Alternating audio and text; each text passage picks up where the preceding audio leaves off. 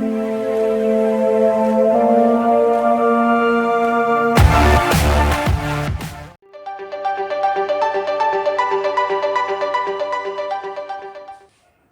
बच्चों, नमस्कार। अभी हम लोग देख रहे हैं ना, 9th क्लास के forces and laws of motion पर बात कर रहे थे। तो पिछले वीडियो में यहीं तक बात हुआ था। हम लोग इनर्शिया और लॉ ऑफ इनर्शिया ये सब बातें किए थे। तो फोर्सेस जो फर्स्ट लॉ ऑफ मोशन हम लोग बात किए थे, वो लॉ ऑफ इनर्शिया भी बोलते हैं उसको। इनर्शिया के बारे में आप समझ चुके हैं, काफ़ी चीज़ें, काफ़ी एग्जाम्पल्स हम उसके बारे में दे चुके हैं। तो अभी जो इसके बाद हम आगे बढ़ते हैं, अब सेकेंड लॉ ऑफ मोशन के बीच में के बारे में बात करेंगे। तो ये जो सेकेंड लॉ ऑफ मोशन है, एक्चुअली शुरुआत कहाँ से होती है? मोमेंटम के कॉन्सेप्ट से और मोमेंटम के चेंज से। ठीक, तो जो सेकेंड लॉ ऑफ मोशन है, तो मोमेंटम जो है ना, मोमेंटम, आप इस टर्म को मैं समझाने की कोशिश करूँगा, तो थोड़ा ध्यान दीजिएगा कि मोमेंटम किसी मूविंग बॉडी का होता है। ठीक, और मोमेंटम, कोई ऑब्जेक्ट ज़्यादा मोमेंटम से चल रहा है, कोई ऑब्जेक्ट ज़्यादा मोमेंटम से चल रहा है, इसका मतलब क्या होता है कि इसको अगर ऐसे ही कॉमन लैंग्वेज में समझ सकते हैं तो समझिए कि यह जिससे भी टकराएगा उस पर ज़्यादा फोर्स लगाएगा। तो आप सोचिए कि कोई चलता हुआ ऑब्जेक्ट किसी दूसरे ऑब्जेक्ट पर ज़्यादा फोर्स कब लगा सकता है? ठीक है, क्या कंडीशन हो सकती है? तो ये कि आप इमेजिन कर सकते हैं कि एक छोटा सा भी, हल्का भी ऑब्जेक्ट है, अगर बहुत तेज़ चल रहा है, यानी उसकी वेलोसिटी बहुत ज़्यादा है, तो जिससे टकराएगा उधर ही फोर्स लगाएगा। यानी जिधर की ओर चल रहा था, अगर ऐसे जा रहा था, आपके लिए लेफ़्ट टू राइट चल रहा था, मेरे लिए तो खैर राइट टू लेफ़्ट हो गया, आपके लिए अगर लेफ़्ट टू राइट अगर ऐसे चल रहा था इधर की ओर, तो जिससे भी टकराएगा उधर ही आगे की ओर फोर्स लगाएगा, यानी लेफ़्ट टू राइट ही फोर्स लगाएगा। होगा ठीक, किसी दीवार पर टकरा गया, किसी रेस्ट पर कोई ऑब्जेक्ट है उससे टकरा गया, तो उस पर फोर्स लगाएगा। तो वो छोटा भी ऑब्जेक्ट अगर बहुत तेज़ चल रहा है तो ज़्यादा फोर्स लगा सकता है, लेकिन वो छोटा ऑब्जेक्ट है वो धीरे से चल रहा है तो क्या है, कम फोर्स लगाएगा। ठीक है, इसलिए हम क्या करते हैं, कोई हमारी ओर कोई ऑब्जेक्ट, बॉल आ रही है तो हम कैच कर लेते हैं, तो ये और तेज़ हो गई तो हम और भी तब भी कैच कर लेते हैं। लेकिन बहुत तेज़ अगर बॉल आ रही है तो हम थोड़ा क्या करते हैं, ऐसे हम बगल में हट जाते हैं, उससे बचाव करते हैं। हमें मालूम है कि बॉल तो वही है, जितना भारी पहले थी उतनी भारी अब है, लेकिन जब तेज़ आ रही है तो हमें डर लग रहा है कि वो चोट लगा देगी। इसका मतलब क्या है, हमारे ऊपर वो फोर्स लगा देगी। तो फोर्स का लगना, जो चीज़ ज़्यादा होने से फोर्स ज़्यादा लगता है, ठीक है ना, वो मोमेंटम। तो चलते हुए ऑब्जेक्ट का जो चीज़ अगर ज़्यादा फोर्स लगाने में हेल्प करता है या ज़्यादा फोर्स लगाने का कारण बनता है, वो चीज़ क्या है, मोमेंटम है। तो इसलिए बोल रहे हैं कि एक छोटा सा ऑब्जेक्ट बहुत धीरे धीरे चल रहा है, तो जिससे टकराएगा या जिसके कांटेक्ट में आएगा उस पर कम फोर्स लगाएगा। और अगर एक छोटा भी ऑब्जेक्ट है, बहुत तेज़ चल रहा है, तो निश्चित ही ज़्यादा फोर्स लगा देगा, चोट लग सकती है। एक बड़ा ऑब्जेक्ट है, अब जैसे कोई ट्रक है, धीरे धीरे भी चल रहा है, तो सामने आ जाएंगे तो चोट लग जाएगी। धीरे धीरे चलता हुआ ट्रक किसी दीवार से टकराएगा तो हो सकता है दीवार टूट जाए। तो ऐसे में मास भी, अगर वेलोसिटी कम है, अगर मास भी ज़्यादा है, तो भी ये फोर्स ज़्यादा लगाने में एबल है। ठीक है, तो ऐसी केसेस में हम देखते हैं कि चाहे मास ज़्यादा हो या वेलोसिटी ज़्यादा हो, लेकिन चलता हुआ ऑब्जेक्ट होना चाहिए। कोई खड़ा हुआ ट्रक है, कोई रेस्ट पर ट्रक है, तो किसी दीवार पर फोर्स ऐसे ही नहीं लगा सकता। हाँ, वो अपने वेट की वजह से ज़मीन को दबा सकता है, वो अलग बात है, लेकिन अपने किसी दूसरी चीज़ पर फोर्स नहीं लगा सकता अगर वो रुका हुआ है तो यानी फोर्स लगाने की एबिलिटी कब आती है? फोर्स लगाने की एबिलिटी चलने के दौरान आती है, चलने में आती है। चल रहा है तो मोशन की वजह से आती है।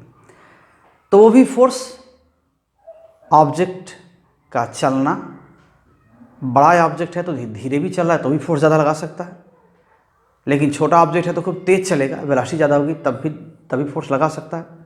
लेकिन छोटा ऑब्जेक्ट अगर धीरे धीरे चल रहा है तो फोर्स बहुत ज़्यादा नहीं लगा सकता। हम एक बॉल है, हम बहुत धीरे से आए तो हम आराम से कैच कर लेंगे, हमारे हाथ पर चोट नहीं लगेगी, यानी हमारे हाथ पर फोर्स वो नहीं लगा पाएगा, बहुत ज़्यादा नहीं लगाएगा। तो इस तरह क्या होता है, कहीं पर फोर्स लगना या लगाना ये डिपेंड करता है कि चलते हुए ऑब्जेक्ट में कितना मोमेंटम, चलते हुए ऑब्जेक्ट में मोमेंटम कितना है। यानी मोमेंटम ज़्यादा है तो गिवन टाइम में ज़्यादा फोर्स लगा सकता है, मोमेंटम कम है तो उसी गिवन टाइम में कम फोर्स लगा सकता है। तो मोमेंटम ज़्यादा या कम कैसे होता है, या तो मास बहुत ज़्यादा हो, वेलोसिटी थोड़ा कम भी हो तो चलेगा, या मास कम है तो वेलोसिटी बहुत ज़्यादा हो, या वेलोसिटी बहुत ज़्यादा हो तो मास थोड़ा कम है तो भी काम चल जाएगा। लेकिन मास भी ज़्यादा हो, वेलोसिटी भी ज़्यादा हो, सोचिए कि एक बहुत बड़ा व्हीकल है, मास बहुत ज़्यादा है और वेलोसिटी बहुत ज़्यादा है, तो अगर ये कहीं टकराएगा तो निश्चित ही बहुत ज़्यादा तोड़फोड़ कर देता है, बहुत ज़्यादा फोर्स लगा देता है। तो यही चीज़ है मोमेंटम में, मोमेंटम कुछ ऐसे ही समझना है, ठीक है। मोमेंटम को ऐसे ही समझना है कि ये एक तरह से फोर्स लगा देने की एबिलिटी होती है ना, किसी दूसरी चीज़ पर अपने मोशन की वजह से फोर्स लगाने की एबिलिटी है, ठीक है। तो momentum is quantity which is what, which is which has ability to apply force on other object by virtue of motion.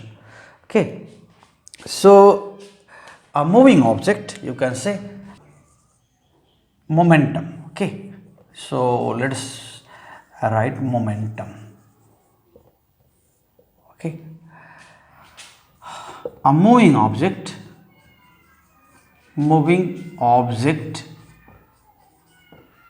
okay carries momentum,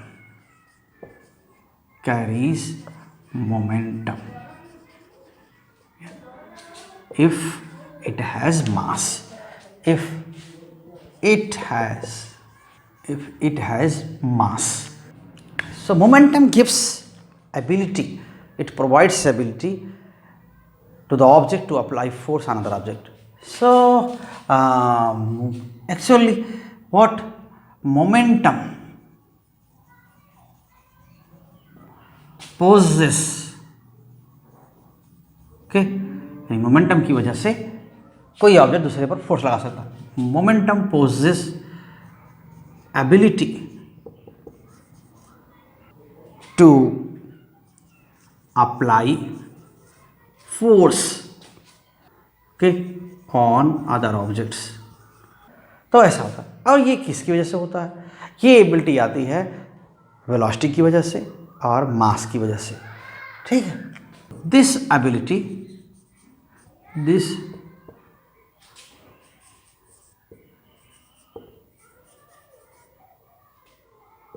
is due to, this ability is due to mass of the object, mass of the object, mass of the object and its velocity, its velocity. So momentum of an object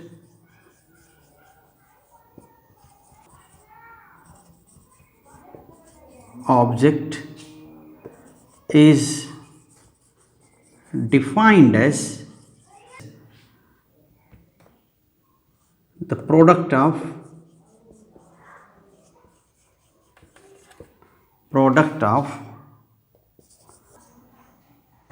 mass of the object and its velocity, ठीक है ये।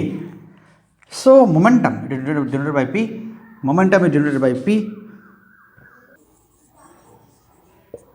momentum equals mass multiplied by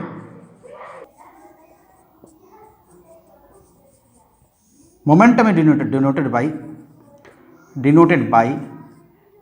P,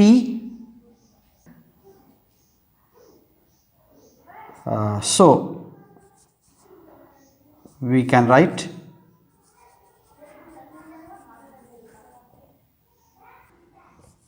P equals mass into velocity, So its unit is how much?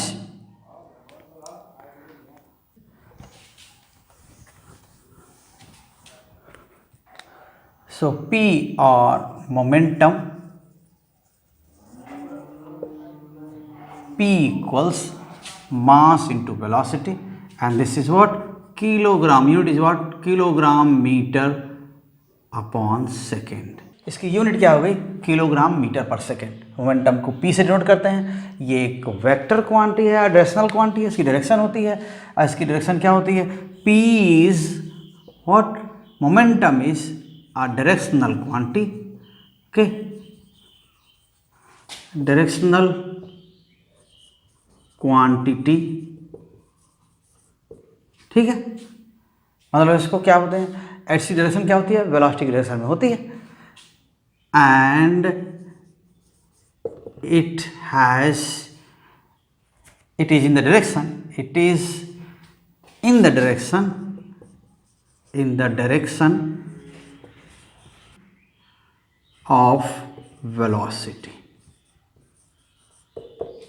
तो ये velocity की direction में होता है. अब देखिए क्या होगा?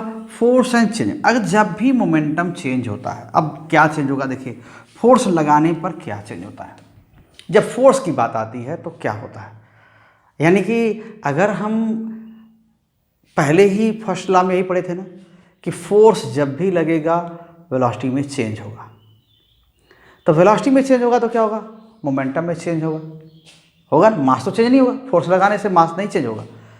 अगर ऑब्जेक्ट टूटता नहीं है तब तक क्या होगा? मास में कोई चेंज नहीं होगा. तो फोर्स लगाने से क्या होता है? वेलोसिटी में चेंज होगा. तो force and change in momentum here. Force and change in momentum. Change in momentum. तो देखिए, तो जब भी हम फोर्स लगाते हैं वेलोसिटी में क्या होता है? चेंज आता है. आप जानते हैं ये चेंज क्या होता है? यह चेंज हमेशा फोर्स की डायरेक्शन में होता है. तो वेलोसिटी में चेंज होगा, फोर्स आगे वेलोसिटी में चेंज होगा, तो मोमेंटम में भी चेंज जरूर होगा. तो क्या होगा?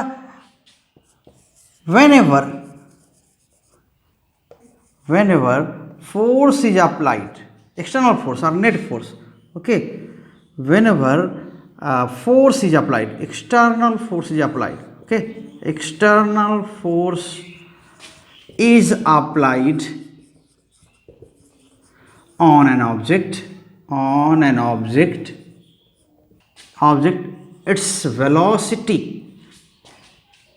its velocity changes. चेंज होने का मतलब क्या होगा? इंक्रीज होगा या डिक्रीज होगा? इंक्रीजेस और डिक्रीजेस हो सकता है. हमने मोशन के अपोजिट फोर्स लगा दिया तो क्या हुआ? अपोजिट फोर्स लगा दिया तो वेलोसिटी डिक्रीज हो जाएगी. अगर फोर्स मोशन की डायरेक्शन में ही फोर्स लगा दिया तो वेलोसिटी क्या हो जाएगी? और इंक्रीज हो जाएगी, बढ़ जाएगी. तो ज़्यादा फोर्स लगाएंगे तो गिवन टाइम में ज़्यादा मोमेंटम में चेंज होगा. So stronger will be the force.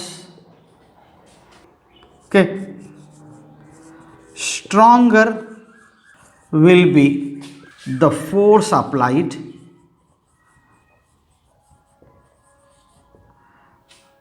see this thing again. Whenever external force is applied on an object, its velocity changes, increases or decreases. Okay, it means what? Momentum changes.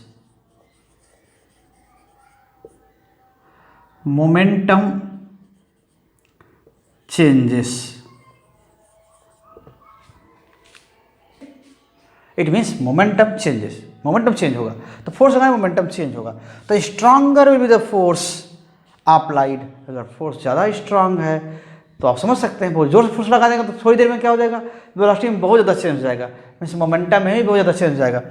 So stronger will be the force applied. Greater will be the change in momentum. change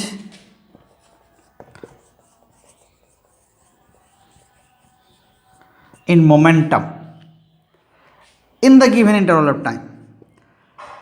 In the given interval of time, in the given interval of time, तो ऐसा होगा कि given time में मान लेते हैं कि अगर 5 सेकेंड के लिए ही फोर्स लगाया गया, तो हल्का फोर्स लगाया गया तो वेलोसिटी में थोड़ा सा चेंज होगा, यानी मोमेंटम में भी थोड़ा ही चेंज होगा। अगर ये फोर्स 5 सेकेंड के लिए ही लगाया जाए लेकिन बहुत ज़्यादा फोर्स लगा दिया जाए, एक ही व्हीकल को 5-7 लोग मिलकर पुश कर दें, तो क्या हो जाएगा, वेलोसिटी में ज़्यादा चेंज हो जाएगा। तो कहने का मतलब क्या है, अगर फोर्स स्ट्रॉन्गर होगा तो उतने ही टाइम में मोमेंटम में ज़्यादा चेंज होगा। तो एक बात ये होगी। एक चीज़ और देखे होंगे कि अगर कोई ऑब्जेक्ट चल रहा है या तो उसको अगर वेलोसिटी में चेंज करनी है, चाहे उसको चलते हुए को रोकना है या उसको रुके हुए को चलाना है, यानी वेलोसिटी में चेंज करनी है, तो चलते हुए को रोकना है चाहे रुके हुए को चलाना है, मीन्स वेलोसिटी में चेंज करनी है, तो क्या होगा, फोर्स लगाएंगे। अब ये फोर्स ऐसा हो सकता है, जैसे मान लेते हैं आप साइकिल पैडल कर रहे हैं, साइकिल को पैडल कर रहे हैं, आप चला रहे हैं, उसको रोकना है। तो रोकने का मतलब क्या है कि आप ब्रेक करें, ब्रेक अप्लाई करेंगे। तो कभी कभी होता है बहुत झटके से कोई जल्दी से कोई आ गया, सामने आ गया साइकिल के, कोई बच्चा आ गया सामने साइकिल के, क्या करते हैं आप, ब्रेक जोर से लगाते हैं। यानी फोर्स क्या होता है, ब्रेक क्या होता है, फ्रिक्शन फोर्स पर काम करता है, तो जोर से दबाएंगे तो फ्रिक्शन ज़्यादा लगेगा, तो ज़्यादा फ्रिक्शन लगाएंगे तो क्या होगा, तेज़ चल रही होगी साइकिल तो भी जल्दी से रुक जाएगी। तो उतना ही आप साइकिल को रोकना ही है। चल रहा था ऑब्जेक्ट, साइकिल चल रही थी तो मोमेंटम था उसका और उसको रोकना ही है। तो थोड़ी देर में रोकना है, कम टाइम में रोकना है तो फिर भी मोमेंटम जीरो करना है, कम टाइम में रोकना है तो भी मोमेंटम जीरो करना है, ज़्यादा टाइम में रोकना है तो भी मोमेंटम जीरो करना है। तो जब कम टाइम में रोकना होगा तो ज़्यादा फोर्स लगाना पड़ेगा, और कम टाइम में अगर हल्का सा फोर्स लगाएंगे तो क्या होगा, साइकिल यहाँ से हल्का धीरे धीरे स्लो होते होते जाके उतना दूर जाके तब रुकेगी, यानी काफ़ी टाइम लगेगा उसको रुकने में। तो मोमेंटम में वही चेंज होगा लेकिन टाइम क्या होगा, ज़्यादा लगेगा उतना ही चेंज होने में। तो जैसे हमने एग्जाम्पल ले लिया, मान लेते हैं कि एक बाइसाइकिल कितना भारी होता होगा, कितना इसका मास होता होगा, आप इमेजिन कर सकते हैं। मान लेते हैं कि ये 15 kg है।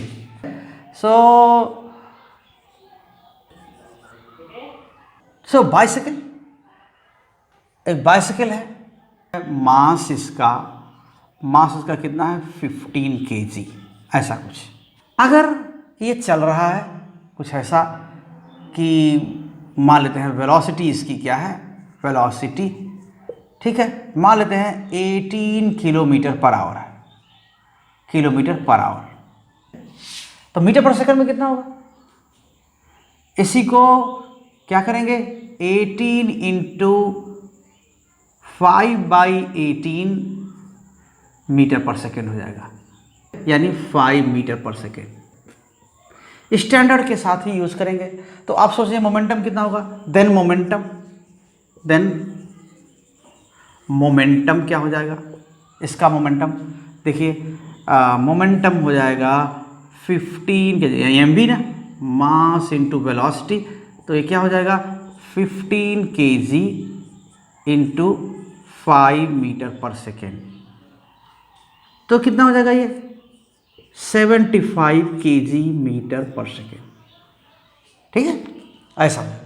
तो 75 kg मीटर पर सेकेंड, यहाँ पर क्या हो जाएगा 75 kg मीटर पर सेकेंड, एक मोमेंटम हो गया। अब अगर रोकना है साइकिल को तो मोमेंटम क्या करना है, जीरो करना है। Okay, so if you want to stop the bicycle, then momentum में क्या करना है, मीन्स फाइनल मोमेंटम क्या है, फाइनल मोमेंटम क्या होना है, zero, final momentum equal zero होना है। तो चेंज कितना करना है, तो चेंज इन मोमेंटम क्या है? 75 कम हो गया मोमेंटम, ये नहीं बोलते हैं। तो चेंज इन मोमेंटम क्या हो जाएगा? आप कह सकते हैं 0 में से 75, बाद में 0 था, पहले क्या था 75 था, तो ये क्या हुआ -75, ये नहीं बोल सकते हैं। यानी 75 का चेंज हुआ। आप ये कह सकते हैं कि मोमेंटम में 75 का चेंज हुआ। अगर साइकिल 18 किलोमीटर पर आवर की स्पीड से चल रही है, उसको रोकना है, तो तभी मोमेंटम में चेंज क्या होगा? 75 का होगा, है कि नहीं? चाहे उसको फास्ट रोकिए चाहे स्लो रोकिए, लेकिन अल्टीमेटली रुकना तो है। जब रुक जाएगा तो वेलोसिटी 0 हो जाएगी। यानी ये जो 5 मीटर पर सेकेंड है, वो उसकी जगह क्या यूज़ करेंगे? 0। यानी v 0 हो जाएगा तो मोमेंटम 0 हो जाएगा। तो हर हाल में मोमेंटम 0 होना। अब अगर उसको हल्का सा ब्रेक प्रेस करते हैं तो क्या होगा? दूर तक जाएगा, टाइम भी ज़्यादा लगेगा, है ना?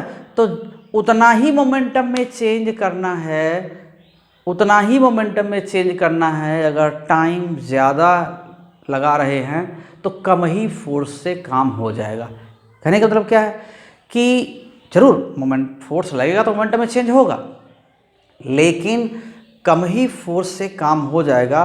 कम ही फोर्स लगा करके उतना ही मोमेंटम चेंज कर सकते हैं, लेकिन ज़्यादा टाइम लगने पर। तो टाइम भी एक चीज़ है, ऐसा नहीं कि ज़्यादा मोमेंटम में चेंज करना है तो ज़्यादा फोर्स लगाना पड़ेगा, टाइम पर भी डिपेंड करता है। तो मोमेंटम में चेंज सेम करना है। अगर बहुत जल्दी से कर देना चाह रहे हैं, कम टाइम में कर देना चाह रहे हैं, तो स्ट्रांग फोर्स लगाना पड़ेगा। और उतना ही मोमेंटम में चेंज करना चाह रहे हैं तो क्या होगा?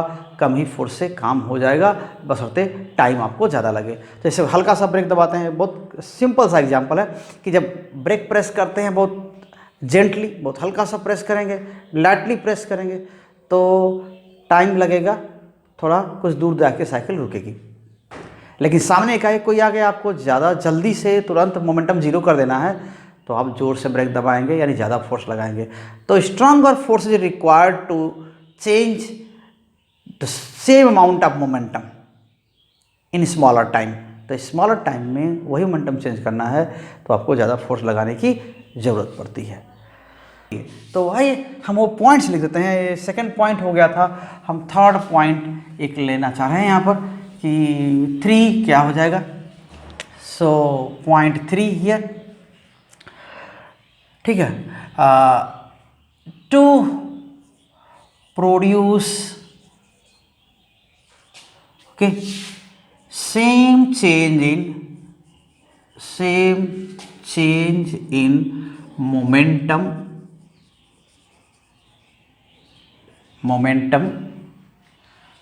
in smaller time interval, और कम ही टाइम में वही मोमेंटम चेंज करना है। Smaller time interval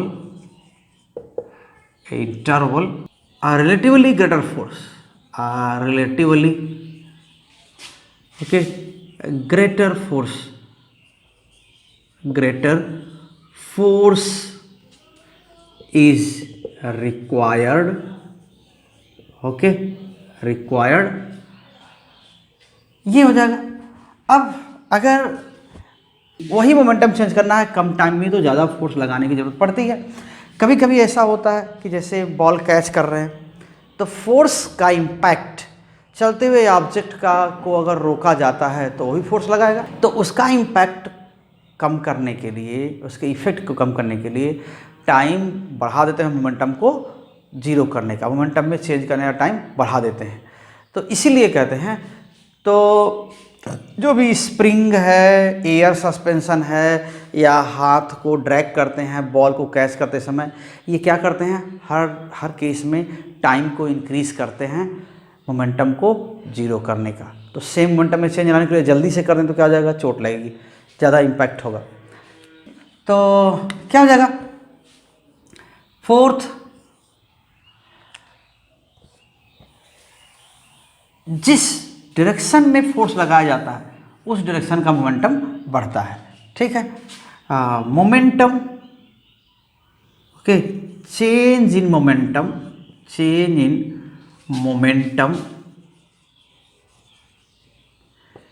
is change momentum takes place in the direction of applied force. ठीक है, तो अप्लाइड फोर्स की डायरेक्शन में मोमेंटम क्या होता है, चेंज होता है। 5 सो जो ड्रैग करते हैं, देखिए द केसेस, ओके देखिए, तो देखिए क्या हो जाएगा, springs provided in vehicles, air suspension,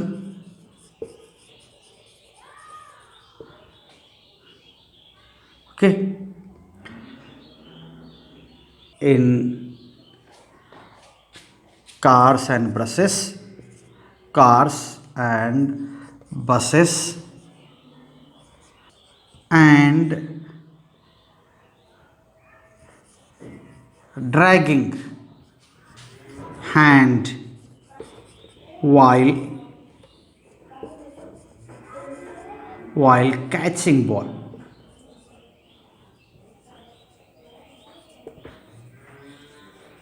Catching balls, all are examples of increasing time in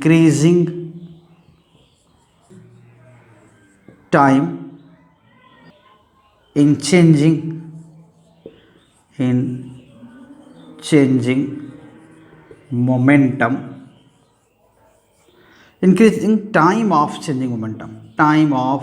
changing momentum to decrease, क्या करना है, टू डिक्रीज फोर्स। कौन सा फोर्स, इम्पैक्ट का, कि बॉल को अगर हम कैच करते समय, ऐसे कैच करते समय क्या करते हैं, ड्रैग करते हैं हाथ को, तो इसलिए करते हैं कि हम ऐसे यहाँ पर बॉल आई और पकड़ लिया जोर से, तो बहुत कम टाइम में रुक जाएगा, मोमेंटम तो जीरो हो ही जाएगा। ऐसे खींच के रोकेंगे तो भी जीरो होगा मोमेंटम, और यहीं पर कैच कर लेंगे तो मोमेंटम जीरो होगा। दोनों केस में मोमेंटम जीरो होना है, लेकिन क्या करना है कि जब हम ड्रैग करते हैं हाथ को, बॉल टच करती है हाथ पे बॉल टच करती है और तुरंत ऐसे हम ड्रैग करते हैं उसके साथ ही, तो मोमेंटम यहाँ आके जीरो होता है। तो टच किया है और धीरे धीरे फोर्स हाथ पर लग रहा है और यहाँ पे जीरो हुआ, तो इतना टाइम दिया, वही मोमेंटम चेंज होने में हमने इतना टाइम दिया, धीरे धीरे स्लो करते हुए क्या किया, उसको जीरो पर ला दिया, तब क्या होगा, इम्पैक्ट कम होगा, फोर्स कम लगेगा। यानी हाथ का फोर्स भी बॉल पर कम लगेगा और बॉल का फोर्स भी हाथ पर कम लगेगा, तो क्या होगा, तब ऐसे में कम फोर्स लगेगा। टू डिक्रीज द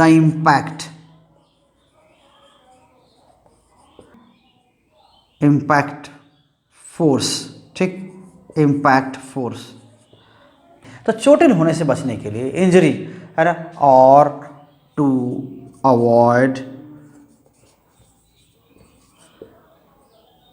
इंजरी, तो इन सभी केसेस में चोट से बचने के लिए ये काम करते हैं। तो बार बार हम कोई ऑब्जेक्ट अगर रोकते हैं, अगर हम किसी ऑब्जेक्ट को, तो वो भी हमारे ऊपर फोर्स लगाता है, ठीक है, जिस डायरेक्शन में चल रहा है उसी डायरेक्शन में फोर्स लगाता है, तो वो तो आप जानते हैं, जिस डायरेक्शन में चल रहा है और हम रोक रहे हैं उसी डायरेक्शन में हमारे ऊपर वो फोर्स लगाएगा।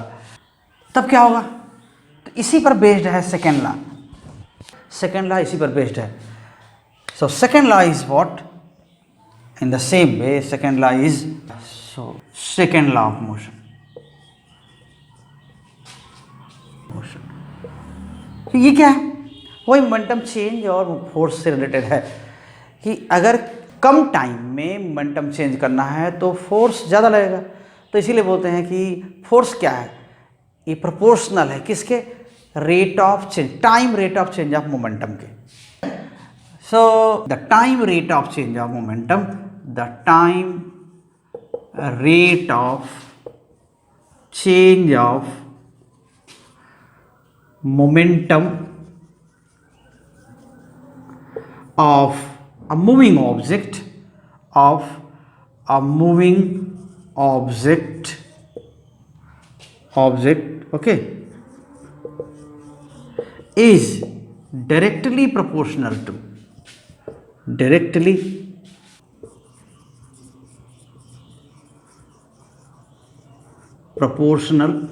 to the net external force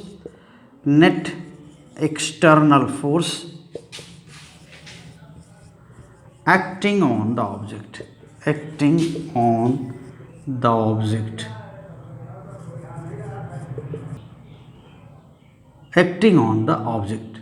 means we can write here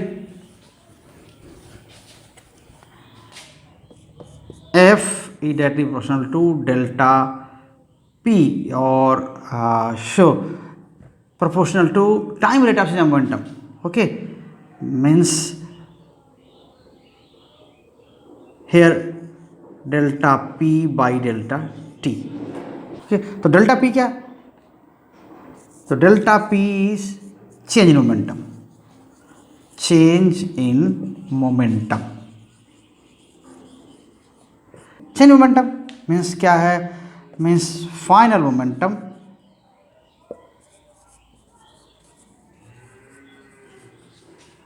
minus initial momentum.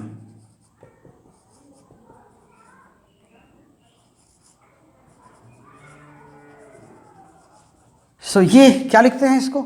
ये क्या है? P2 माइनस P1, यही चीज़ P2 माइनस P1, और time interval T2 minus T1 जो डेल्टा T होता है। और डेल्टा T क्या है? Delta T it is time interval. Okay, आप ये भी डेल्टा T को क्या लिख सकते हैं? T2 माइनस T1, यानी T1 टाइम पर मोमेंटम P1 था, T2 टाइम पर मोमेंटम क्या है? P2 है। तो ये क्या हो गया? टाइम इंटरवल, और ये क्या हो गया? Change in momentum. ये इसे दिखाते हैं, तो आप इसको ऐसे भी लिख सकते हैं। और ये क्या हो गया? फिर डेल्टा P और F is proportional to P2 minus P1 divided by T2 minus T1, ऐसा लिख सकते हैं। ठीक है, अब पहले ही बता चुके हैं कई बार कि हर प्रोपोर्शनैलिटी को इक्वलिटी में जब लिखना होगा तो हमें एक प्रोपोर्शनैलिटी कांस्टेंट की ज़रूरत पड़ेगी, और वो प्रोपोर्शनल कांस्टेंट कुछ भी हो सकता है, वो यहाँ क्वांटिटीज के अकॉर्डिंग हो सकता है। सो और F is equal to some constant K P2 minus P1 divided by, हम इसको डेल्टा T ही रहने देते हैं। आप जानते हैं कि P2 P1 है क्या? ये P2 और P1 है क्या? P1 इज mv1, v1 क्या है? v1 इनिशियल वेलोसिटी है, इनिशियल वेलोसिटी, या क्या कह सकते हैं? और वेलोसिटी एट T1, और P2 क्या है?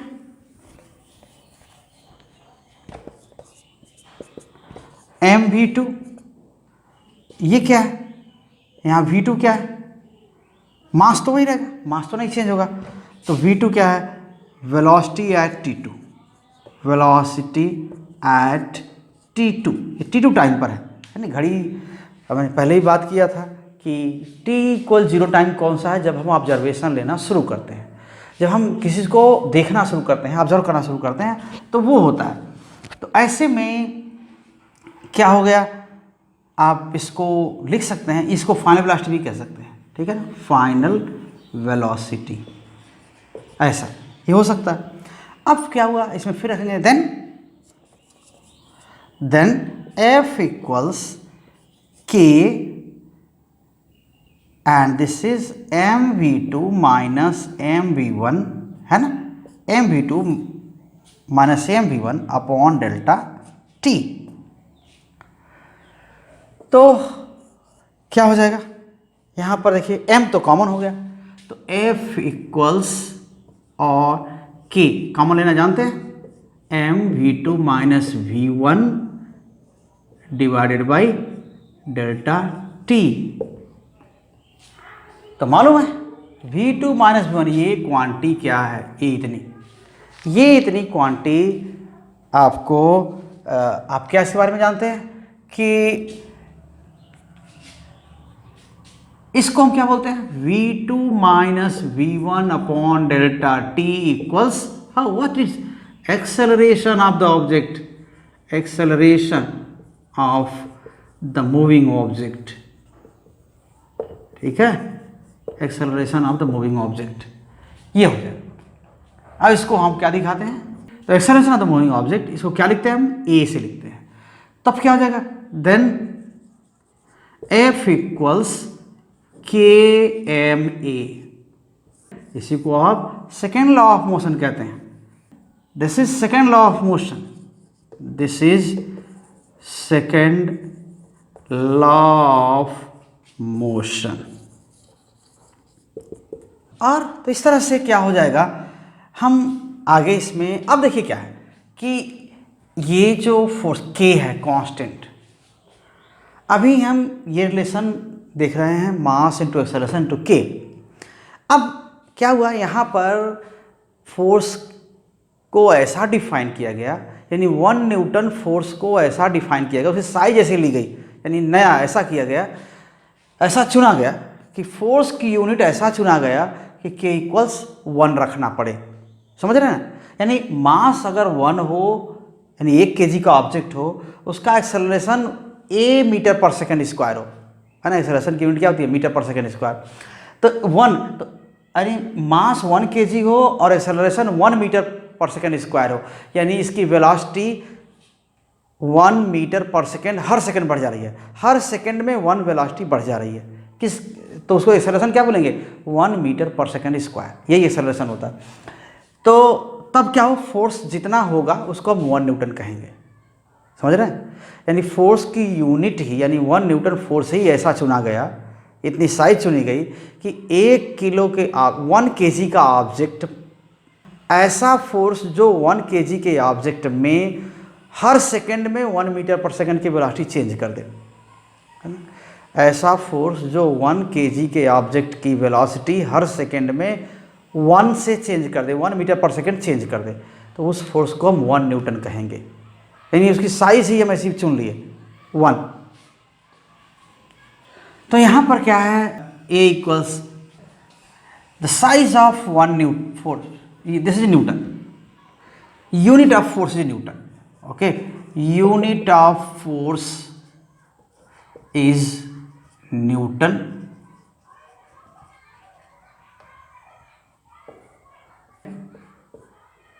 न्यूटन। तो 1 न्यूटन फोर्स कैसा चुना गया, the size of 1 Newton, 1 Newton force is so chosen that k comes, that k equals 1, है ना, k equals 1 ऐसा होगा, तब क्या लिखेंगे, तब क्या लिखेंगे, then F equals M A, ठीक, F इक्वल्स एम ए, तब ऐसा हो। F ये नेट फोर्स है, ये नेट फोर्स है ऑब्जेक्ट पर, ठीक है, इसका मतलब क्या हुआ, अगर 1 न्यूटन फोर्स कौन सा फोर्स है, which produces acceleration of 1 metre per second square when it is applied on an object of 1 kg, ठीक है। So 1 Newton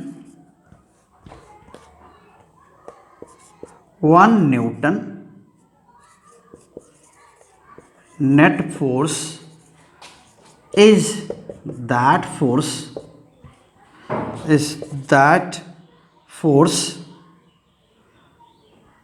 okay, that force which when applied on an object of mass 1 kg,